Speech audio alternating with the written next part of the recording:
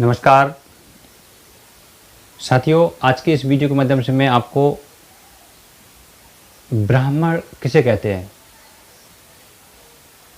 इसकी मैं थोड़ी व्याख्या आपको बताऊंगा। वैसे तो ब्राह्मण की बहुत बड़ी व्याख्या है, इसमें हमारे जैसे कई लोग भी लग जाएं तब भी उसकी पूर्ण व्याख्या नहीं कर सकते हैं। लेकिन मैं आपको खाली इस वीडियो के माध्यम से दो तरह की एक शब्द समझाऊंगा कि ब्राह्मण किसे कहते हैं और ब्राह्मण कौन होता है। ब्राह्मण जाति से होता है या फिर ब्राह्मण कर्मों से होता है, तो हम उसको समझने के प्रयास करेंगे। ऐसा वीडियो हम क्यों बना रहे हैं उसका भी एक रीज़न है।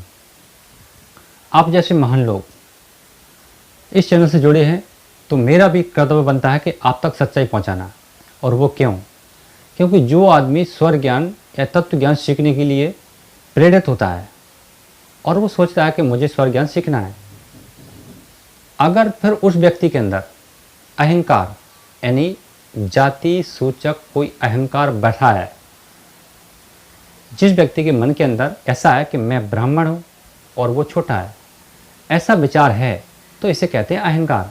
अगर अहंकार आपके अंदर है, कोई भी हो इस संसार के अंदर उसमें अहंकार बसा है, तो वो व्यक्ति स्वर ज्ञान और तत्व ज्ञान कभी प्राप्त नहीं कर सकता है। तो दूसरा मेरा रीज़न ये भी है कि हमें ये वीडियो बताने के लिए इसीलिए प्रेरित होना पड़ रहा है कि कहीं आप स्वर ज्ञान प्राप्त करने में, आपको स्वर ज्ञान प्राप्त करने में कोई बाधा तो नहीं है। अगर अंदर ये विचारधारा है तो फिर आप स्वर ज्ञान या तत्व ज्ञान पूर्णतः प्राप्त नहीं कर सकते हैं, क्योंकि स्वर ज्ञान तो एक पहला स्टेप है, तो आप प्राप्त कर भी सकते हैं, क्योंकि स्वर ज्ञान हम इस शरीर के द्वारा करते हैं, लेकिन तत्व ज्ञान हम अपनी आत्मा के द्वारा करते हैं, यानी उसमें हमारी आत्मा साथ देती है। तो आत्मा कब खुलती है इंसान का, जिसे हम कहते हैं चेतन मन। चेतन मन इंसान का तभी खुलता है जब उसकी आत्मा साथ देती है। और आत्मा साथ कब देती है? कि जब इंसान के अंदर लोभ मोह क्रोध जैसे अहंकार जैसे ईर्ष्या जैसे शब्द बिल्कुल मिट जाते हैं, तभी उस इंसान की आत्मा साथ देती है।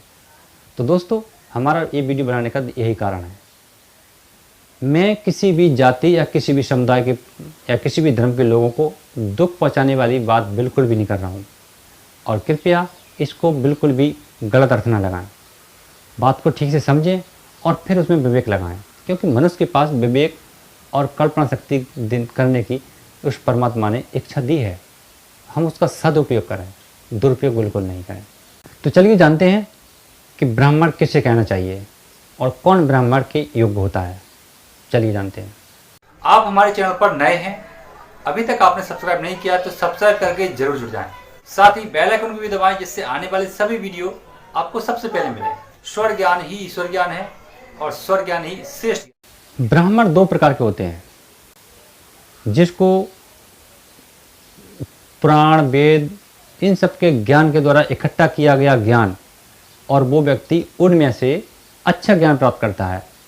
लिखा तो हर चीज़ में जाता है, हर शब्द पे लिखा जाता है, कोई भी वेद पुराण, लेकिन उन वेद पुराणों में से कोई अच्छे शब्दों को निकालकर समाज को बांटता है, तो वो भी एक ब्राह्मण माना जाता है।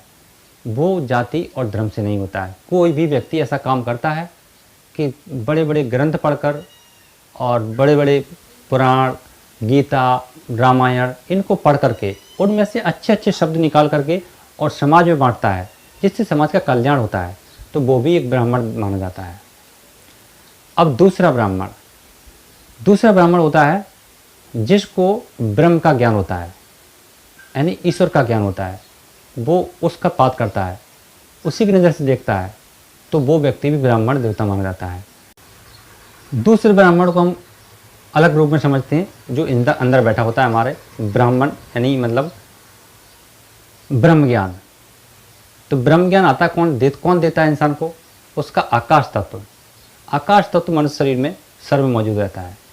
तो जो व्यक्ति अपने विवेक से और सहनशीलता से किसी भी मनुष्य की समस्या को हल कर देता है, उसकी विवेक द्वारा बताई गई जो बातें हैं वो इंसानों को पसंद आने लगती हैं, तो फिर वो व्यक्ति यानी मतलब ब्राह्मण की श्रेणी में चला जाता है, वो पूजनीय बन जाता है और उसका आकाश तत्व जागृत हो जाता है और उसको ब्रह्मरंध्र खुल जाता है।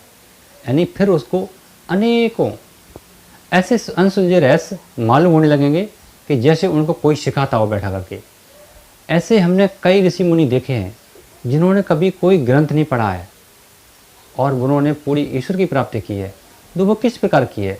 इसी प्रकार पहले वो उसने सच्चाई के ज्ञान बांटा। जब सच्चाई का ज्ञान बांटता है जो इंसान, फिर वो उसके अंदर ब्रह्मरंध्र खुल जाता है और फिर उसे आकाश तत्व के द्वारा ब्रह्म का ज्ञान हो जाता है। तो वो साक्षात ईश्वर की प्राप्ति हो जाती है उसे। तब उस व्यक्ति के एक पूजनीय युग बन जाता है और तब वो व्यक्ति ब्राह्मण देवता कहलाने लगता है। तो साथियों, मैंने इस संसार में अपने जीवन में ये दो ही अनुभव किए हैं। हम किसी भी व्यक्ति को ब्राह्मण के रूप में, जाति या धर्म के रूप में बिल्कुल नहीं देखते हैं, क्योंकि अगर हम ऐसा देखेंगे तो हमारे अंदर भी कोई एक अहंकार जाग जाएगा और हमारी उस ब्रह्मरंध्र में लगा अहंकार का पर्दा डाल देगा। और जब वो अहंकार का पर्दा डल जाएगा तो फिर हमें इस पार से उस पार दिखना बंद हो जाएगा। तो दोस्तों, बिल्कुल भी अगर आप स्वर्ग ज्ञान या तत्व ज्ञान सीखने की इच्छा करते हैं और इसे पाना चाहते हैं, तो फिर आप प्रत्येक मनुष्य को और प्रत्येक जीव को पंच रूपी तत्वों के आँखों से देखें। अपनी आँखों से मत देखें, उसे उसकी आँखों से देखें कि वो व्यक्ति ऐसा कर्म क्यों कर रहा है।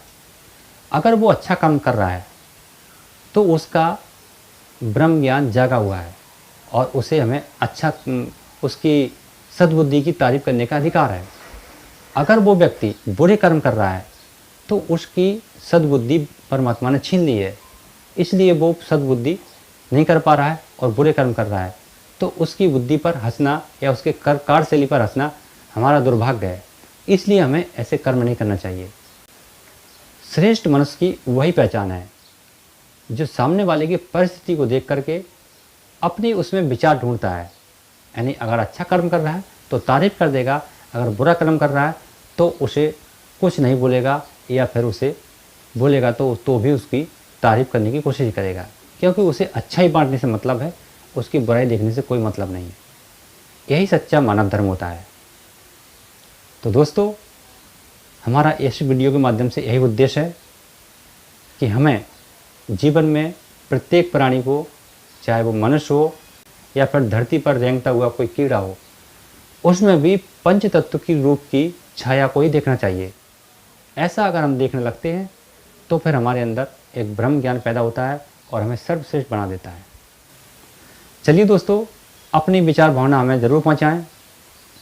फिर मिलेंगे अगले वीडियो में। तब तक के लिए जय भोलेनाथ, जय हिंद, वंदे मातरम।